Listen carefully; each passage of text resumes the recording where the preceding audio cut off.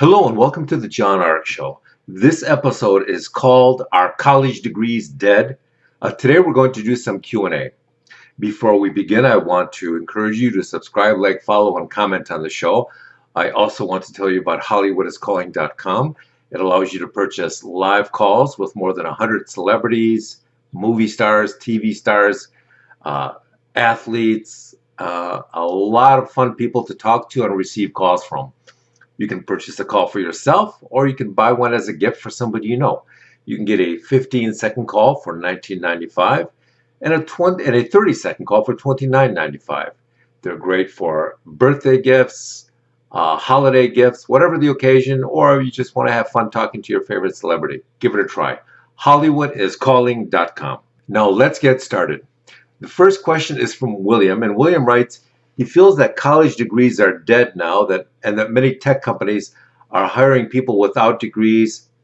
He also says that President Trump just signed an executive order that directs the federal government to take the emphasis off whether a job candidate has a college degree and instead assess an applicant's skills.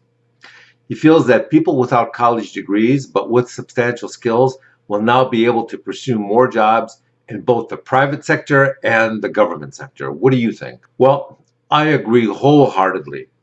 Because of the internet and social media, you can now learn a tremendous number of high-value skills that you can earn a very comfortable living with. I believe that colleges have committed financial suicide by doing several things over the last couple of decades. Number one, they have dramatically overcharged students for an educational service that has become bloated and almost worthless. If you look at the number of garbage courses they now say are mandatory just to get your degree, it's staggering. You don't even have to take a deep dive into the course itself. Just look at the titles of the course. It's mind-boggling the garbage these colleges are calling classes. The next mistake they make is to focus most of their time on selling tuition loans to students rather than focusing on improving their courses and classes. Colleges are now obsessed with burying students with as much tuition debt as they possibly can. Because of that, you have kids graduating with four-year degrees that are valueless, worthless, complete garbage. In areas that people don't even recognize as professions or professional areas of study. These college degrees, they have very, not all of them, there are a handful that have merit, but the vast majority of them have no market value at all in the job sector. But you know what they're really good at? They're really good at burying you with six-figure tuition loans that you can't pay back and that can't be discharged in bankruptcy. The next fatal mistake these colleges have done nationwide is that they have lost their ability to claim they are unbiased. In fact, they are so highly biased when it comes to race and politics and who they will admit and why is that it is staggering. Lastly, colleges should stop claiming to be colleges and educational institutions. When you have endowments that amount to tens of billions of dollars and you continue to raise tuition when you're no longer a nonprofit college, what you are is a very greedy for-profit business pretending to be a college. The government should forcibly recategorize these colleges and change both their tax status and their legal status so that they are forced to pay taxes just like all the other for-profit corporations they are pretending not to be like. Next question is from Oscar. And Oscar writes, I'm 55 years old and I need to be more computer savvy, but I don't know much about technology and I can't afford to go to school to learn about it. What can I do? One of the best ways to learn about things for free is to use your smartphone to go on YouTube and start typing in search phrases for videos that will teach you about technology. Type in phrases like how to use a computer, how to use a word processor, how to use Google, how to use technology.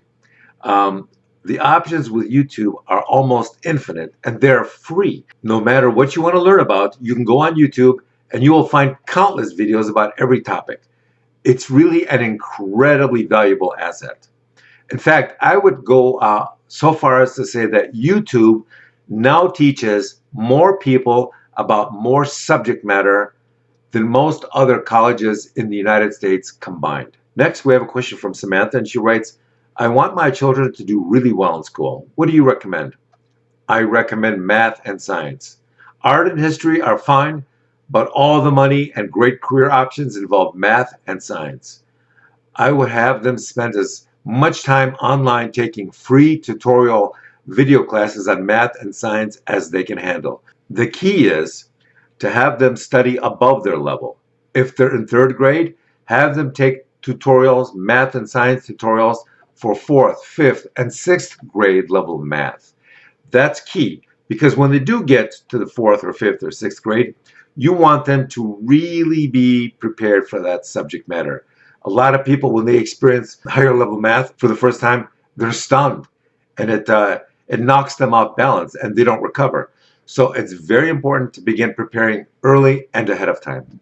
Now, if your kids hate math, then you should just have to, then you'll just have to combine their math study time with study time, with history or literature, and just keep combining the two and keep hammering away on the math as part of that, combined program, so that they're more prepared.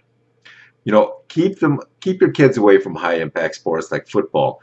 That will give them concussive head trauma and just have them focus on math. Math is the magical key that will open up all the future doors for them. Next, we have a question from Alabama. Alabama writes, my spouse is driving me insane. We fight and argue about everything. If it wasn't for the kids, I'd be long gone. Marriage therapy has been a waste of time. What can I do? Well, I would try silence. Whenever your spouse tries to incite an argument or a fight, I would respond with silence, so there's only one person screaming. I used to have a girlfriend who didn't have an argumentative bone in her body. She never argued with me about anything. Whenever she got upset about something, she would just give me the silent look, and somehow that would magically calm me down. It's amazing, the power of silence. It's very underestimated. I think silence can be a very powerful tool for diminishing arguments and disagreements.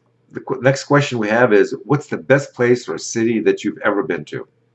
Well, I know this is going to sound like a cliche, but for me, it's never been about where I was. It was always about who I was with when I went somewhere. If you're with the right person, then you can be sitting on the sofa at home watching TV and having the time of your life. And if you're with the wrong person, then you can be on the beaches of Rio de Janeiro and be bored out of your mind and having a terrible time. Make sure you're with the right person. Next question. How long before you think they cure cancer? Well, I'm hearing a lot of really interesting rumors coming from really well-informed people that they either have the cure already and they're vetting it, they're testing it, or they're very, very close to developing the cure. I suspect, we are months or maybe a year or two away from a full-blown cure. Next question. Emerson writes, is it still possible for an average person to make a livable wage in the U.S.? Well, I think it's getting harder every day for people to make money in the U.S., but I believe that if you're not constantly working hard to create new options for developing an income for yourself, then you will be severely disadvantaged over the coming years. Try and associate with people who are pursuing the same business goals that you are, and that can often lead to a synergy that can help you. Next question.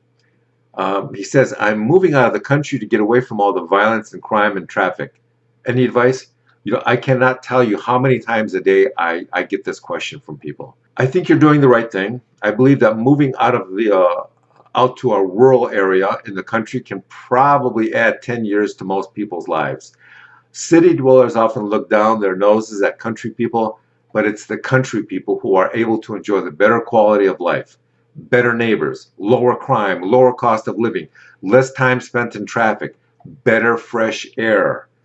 I believe if you have a great internet connection, a great cell phone connection, and you're able to work remotely, then there is absolutely no reason to keep living in a congested city. And if you're retired and you no longer need to work, then you should have left yesterday. Move out to the country. Get out now while the farmhouses and farmland are still affordable, because I believe those prices will begin to increase at the same time that prices of homes in the city begin to collapse, and you're just not going to get as much for your city house as you thought you would. So with that, I want to thank you for watching, and we will talk to you soon.